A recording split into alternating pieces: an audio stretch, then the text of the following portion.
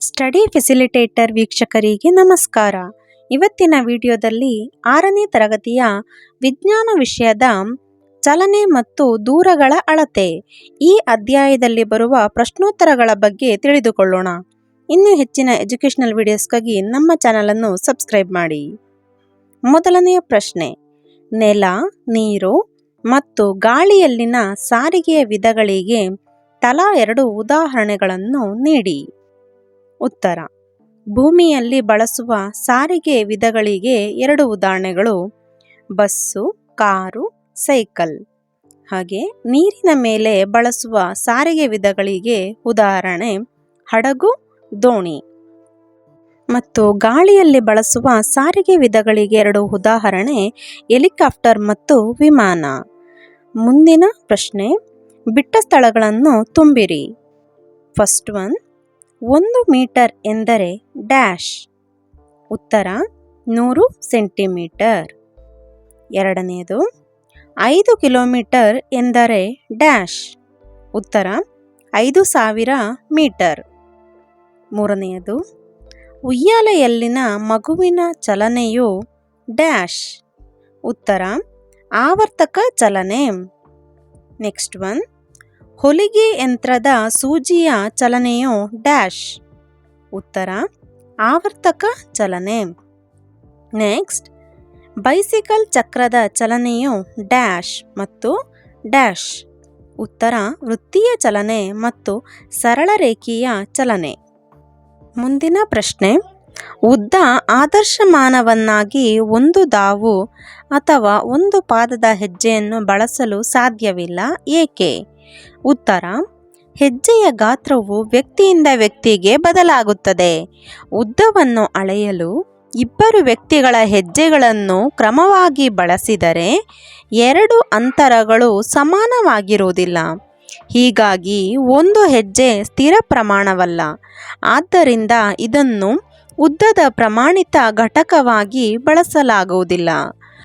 ಮುಂದಿನ ಪ್ರಶ್ನೆ, ಈ ಕೆಳಗಿನ ಉದ್ದಗಳನ್ನು ಅವುಗಳ ಪರಿಮಾಣದ ಏರಿಕೆಯ ಕ್ರಮದಲ್ಲಿ ಬರೆಯಿರಿ. 1 ಮೀಟರ್, 1 ಸೆಂಟಿಮೀಟರ್, 1 ಕಿಲೋಮೀಟರ್ ಮತ್ತು 1 ಮಿಲಿಮೀಟರ್. ಉತ್ತರ: 1 ಸೆಂಟಿಮೀಟರ್ ಎಂದರೆ 10 ಮಿಲಿಮೀಟರ್. 1 ಮೀಟರ್ ಎಂದರೆ 100 ಸೆಂಟಿಮೀಟರ್ ಮತ್ತು 1000 ಮಿಲಿಮೀಟರ್. ಹಾಗೆ 1 ಕಿಲೋಮೀಟರ್ ಎಂದರೆ 1000 ಮೀಟರ್, 1 ಲಕ್ಷ ಸೆಂಟಿಮೀಟರ್, 1 ಕೋಟಿ ಮಿಲಿಮೀಟರ್. ಆದ್ದರಿಂದ 1 ಮಿಲಿಮೀಟರ್ 1 ಸೆಂಟಿಮೀಟರ್ಗಿಂತ ಚಿಕ್ಕದಾಗಿದೆ ಮತ್ತು 1 ಸೆಂಟಿಮೀಟರ್ 1 ಮೀಟರ್ಗಿಂತ ಚಿಕ್ಕದಾಗಿದೆ ಮತ್ತು 1 ಮೀಟರ್ 1 ಕಿಲೋಮೀಟರ್ಗಿಂತ ಚಿಕ್ಕದಾಗಿದೆ. ಮುಂದಿನ ಪ್ರಶ್ನೆ, ಒಬ್ಬ ವ್ಯಕ್ತಿಯ ಎತ್ತರ 1.65 ಮೀಟರ್. ಇದನ್ನು ಸೆಂಟಿಮೀಟರ್ ಮತ್ತು ಮಿಲಿಮೀಟರ್ಗಳಲ್ಲಿ ವ್ಯಕ್ತಪಡಿಸಿ. ಉತ್ತರ: ವ್ಯಕ್ತಿಯ ಎತ್ತರ 1.65 ಮೀಟರ್. 1 ಮೀಟರ್ ಎಂದರೆ 100 ಸೆಂಟಿಮೀಟರ್. ಹಾಗೆ 1.65 ಮೀಟರ್ ಎಂದರೆ 100 × 1.65 ಸೆಂಟಿಮೀಟರ್, ಅಂದರೆ 165 ಸೆಂಟಿಮೀಟರ್. ಆದ್ದರಿಂದ ವ್ಯಕ್ತಿಯ ಎತ್ತರವು 165 ಸೆಂಟಿಮೀಟರ್ ಮತ್ತು 1 ಮೀಟರ್ ಎಂದರೆ 100 ಸೆಂಟಿಮೀಟರ್, ಹಾಗೆ 1000 ಮಿಲಿಮೀಟರ್. ಆದ್ದರಿಂದ 1.65 ಮೀಟರ್ ಎಂದರೆ 165 ಸೆಂಟಿಮೀಟರ್. ಅದನ್ನು ಮಿಲಿಮೀಟರ್ನಲ್ಲಿ ಬದಲಿಸುವಾಗ 165 × 10 ಮಿಲಿಮೀಟರ್, ಅಂದರೆ 1650 ಮಿಲಿಮೀಟರ್. ಆದ್ದರಿಂದ ವ್ಯಕ್ತಿಯ ಎತ್ತರವು 1650 ಮಿಲಿಮೀಟರ್. ಮುಂದಿನ ಪ್ರಶ್ನೆ, ರಾಧಾಳ ಮನೆ ಮತ್ತು ಅವಳ ಶಾಲೆಯ ನಡುವಿನ ಅಂತರ 3250 ಮೀಟರ್. ಈ ಅಂತರವನ್ನು ಕಿಲೋಮೀಟರ್ನಲ್ಲಿ ವ್ಯಕ್ತಪಡಿಸಿ. ಉತ್ತರ: ರಾಧಾ ಅವರ ಮನೆ ಮತ್ತು ಅವಳ ಶಾಲೆಯ ನಡುವಿನ ಅಂತರ 3250 ಮೀಟರ್. ಅಂದರೆ 1 ಕಿಲೋಮೀಟರ್ ಎಂದರೆ 1000 ಮೀಟರ್, ಅಂದರೆ 1 ಮೀಟರ್ ಎಂದರೆ 1000ನೇ 1 ಕಿಲೋಮೀಟರ್. 3250 ಮೀಟರ್ ಎಂದರೆ 1,1 into 3250 is equal to 3.25 kilometre.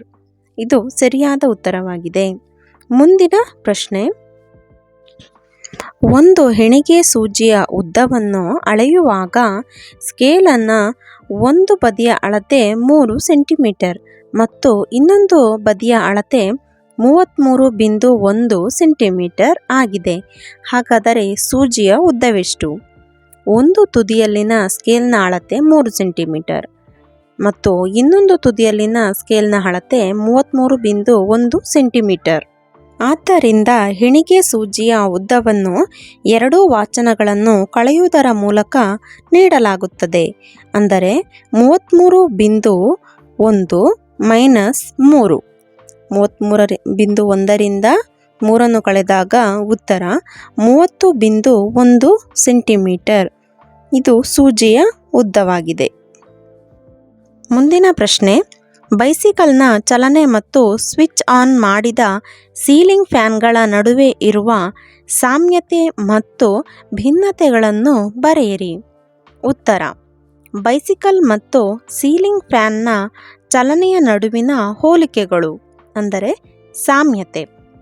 ಮೊದಲನೆಯ ಪಾಯಿಂಟ್, ಸೀಲಿಂಗ್ ಫ್ಯಾನ್ ಮತ್ತು ಬೈಸಿಕಲ್ ಚಕ್ರಗಳನ್ನು ಒಂದು ಹಂತದಲ್ಲಿ ಜೋಡಿಸಲಾಗಿದೆ. ನೆಕ್ಸ್ಟ್ ಪಾಯಿಂಟ್, ಎರಡು ಆಯಾ ಸ್ಥಿರ ಬಿಂದುಗಳಲ್ಲಿ ತಿರುಗುವ ಚಲನೆಯನ್ನು ಹೊಂದಿವೆ. ಹಾಗೆ ಬೈಸಿಕಲ್ ಮತ್ತು ಸೀಲಿಂಗ್ ಫ್ಯಾನ್ನ ಚಲನೆಯ ನಡುವಿನ ವ್ಯತ್ಯಾಸವನ್ನು ನೋಡೋಣ. ಬೈಸಿಕಲ್ನ ಚಕ್ರಗಳು ಆವರ್ತಕ ಚಲನೆಯ ಜೊತೆಗೆ ಸರಳ ರೇಖೆಯ ಚಲನೆಯನ್ನು ತೋರಿಸುತ್ತವೆ. ಸೀಲಿಂಗ್ ಫ್ಯಾನ್ ತಿರುಗುವ ಚಲನೆಯನ್ನು ಮಾತ್ರ ತೋರಿಸುತ್ತದೆ. ಮುಂದಿನ ಪ್ರಶ್ನೆ, ಅಂತರವನ್ನು ಅಳೆಯಲು ರಬ್ಬರ್ನಂತಹ ಸ್ಥಿತಿಸ್ಥಾಪಕ ವಸ್ತುಗಳನ್ನು ಅಳತೆ ಪಟ್ಟಿಯಂತೆ ನೀವು ಏಕೆ ಬಳಸುವುದಿಲ್ಲ?